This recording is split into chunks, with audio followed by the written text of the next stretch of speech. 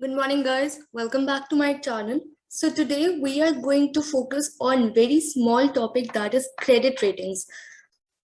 Now these are the past paper questions that I've actually taken from 10 year, and I have analyzed that approximately 5 to 7 marks question can come from this particular topic. So keeping the marks in mind, we will just complete this particular topic very quickly. Okay. Now see, what is the credit ratings? We need to first understand what we are actually going to do. What is the credit rating? See, credit rating is the score, okay, is actually the score that is assigned by agencies to a particular debt instrument. Okay. Why? What this score will show? This score will show me what is the ability of the company to pay its debt. Okay. It will actually show me two things. What is the worthiness of that particular company? What is its credibility? Okay. And ये सब कैसे define होगा? It would depend upon company's duration कि वो कितना time लेती है in order to pay its debt. ठीक है, what is the risk, what is the how many defaults it has done in past. So depending upon these all factors, but the credit agencies determine the credibility and worthiness of that particular debt instrument, and accordingly it assigns a score to that particular debt instrument. Okay, so see, you need to remember two things. Credit score is different thing and credit rating is different thing. Credit score is assigned to a particular individual, but credit ratings are assigned to a particular debt instrument company. Okay, so these are two different terms. And now let's consider an example. Okay, let's say we have ABC Limited.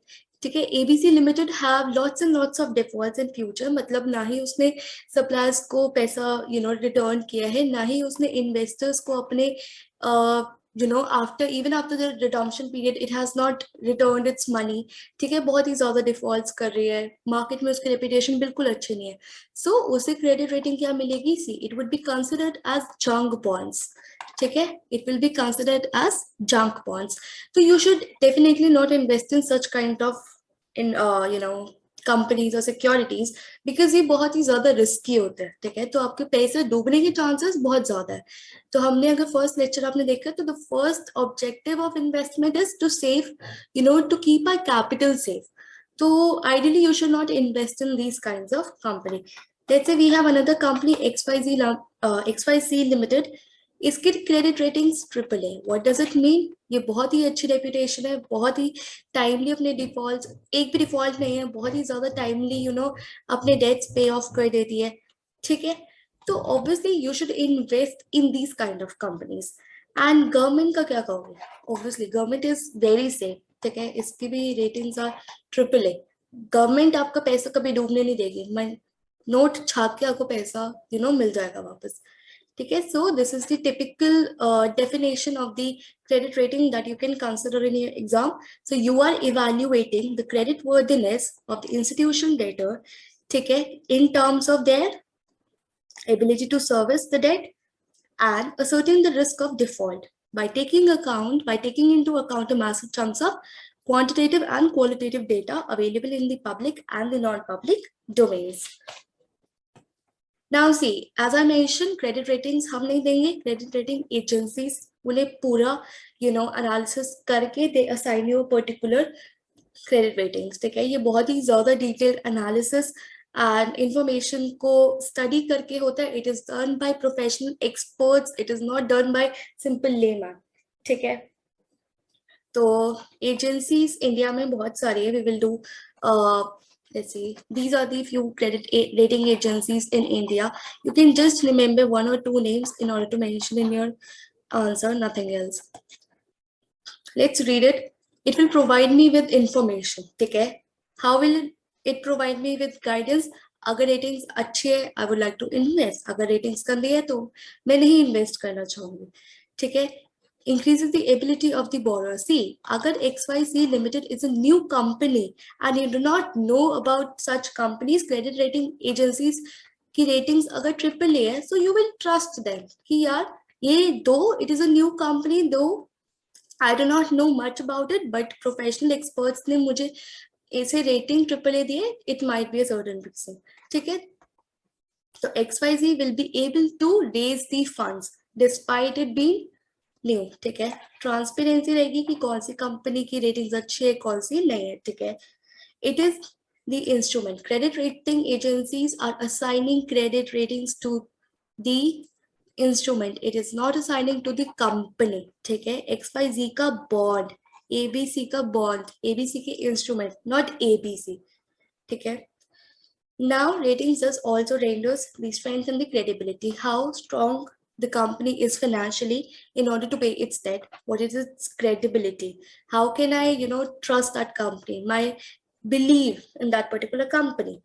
CRAs only comment on the credit risk. और कोई risk नहीं बताएगी है, सिर्फ when I am assigning AAA, I am talking only about the credibility, credit risk of that particular company.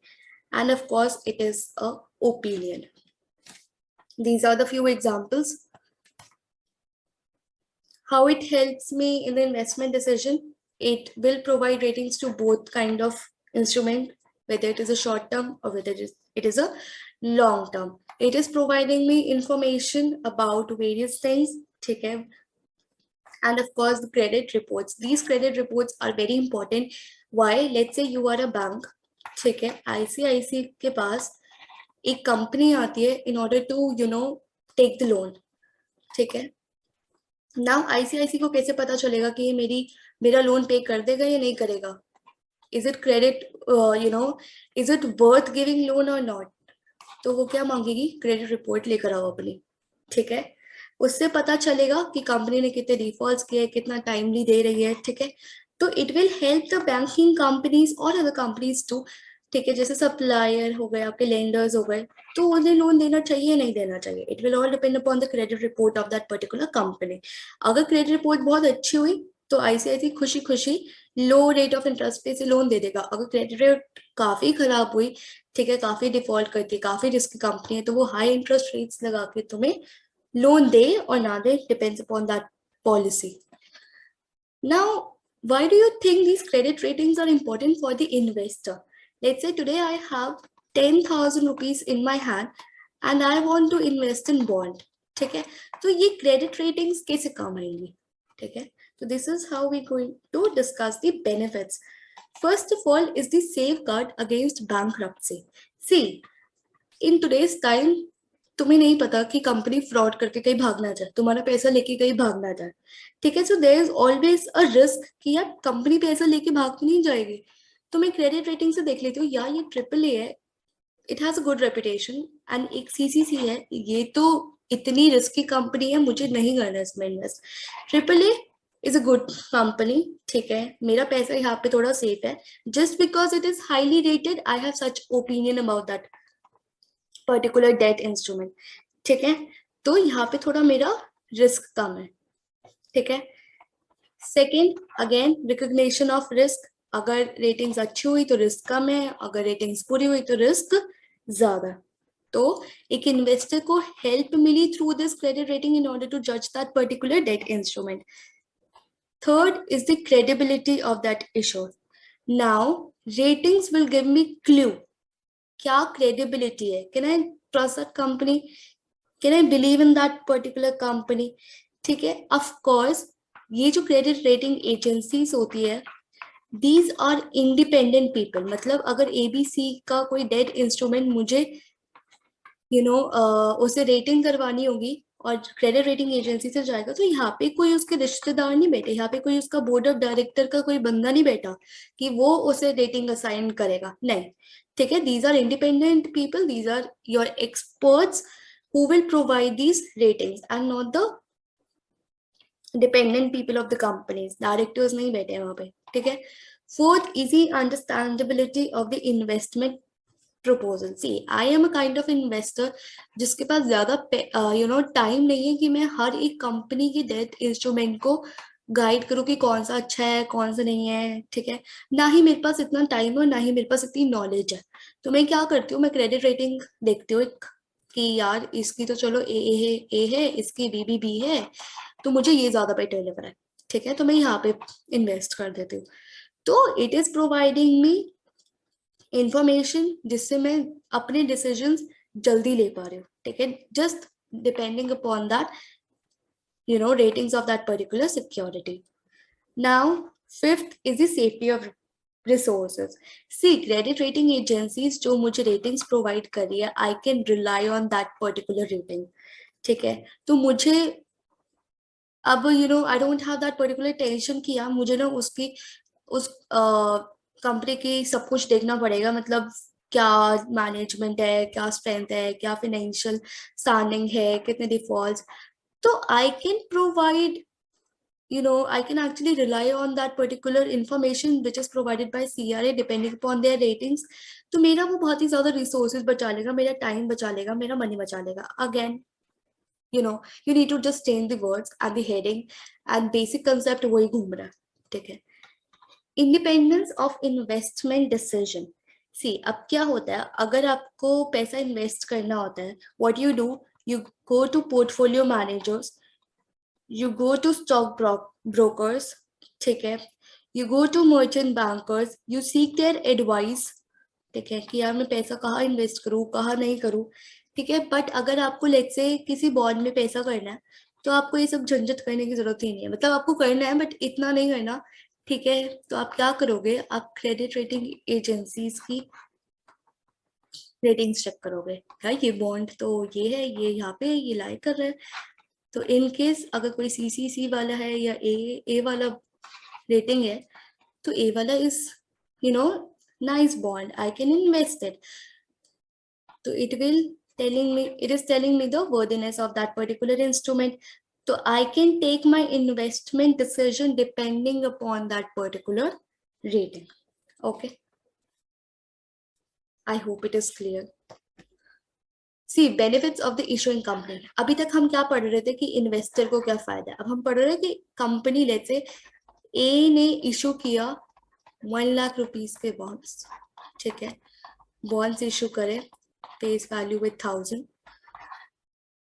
तो अब एक को क्या फायदा, मतलब उसकी रेटिंग्स को लेट्स से आज AA असाइन किए एजेंसी ने, तो ये AA को क्या फायदा है इससे, ए कंपनी को.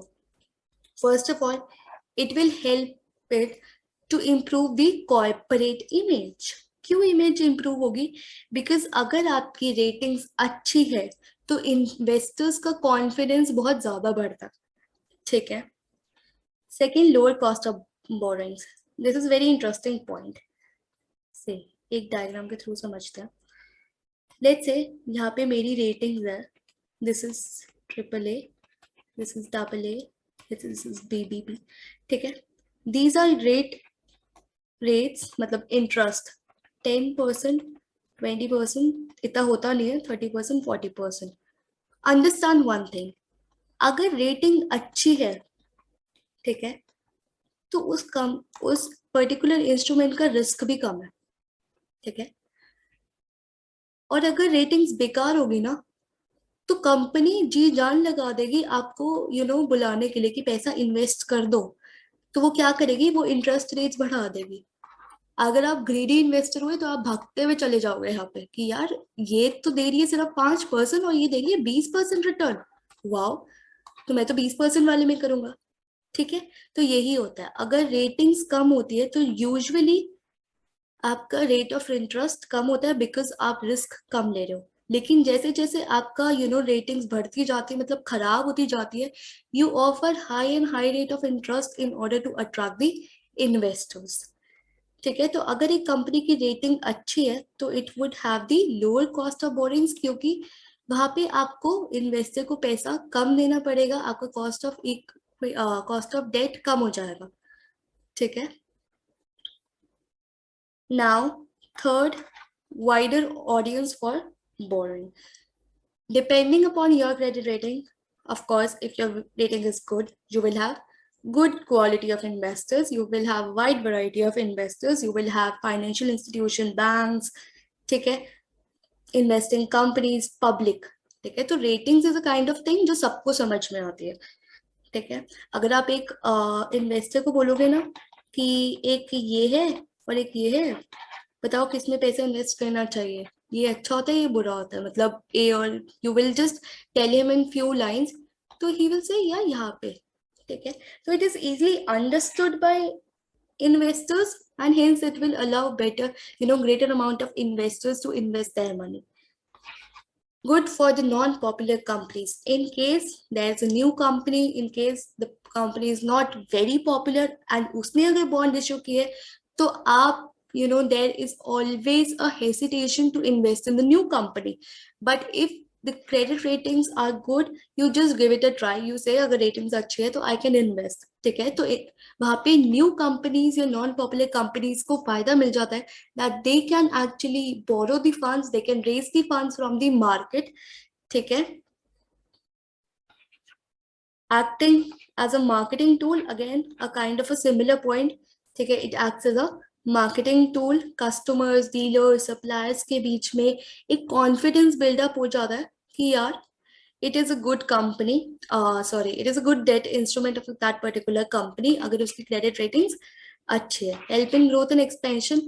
If you are able to raise finance more easily, you will be growing and expanding at much faster pace.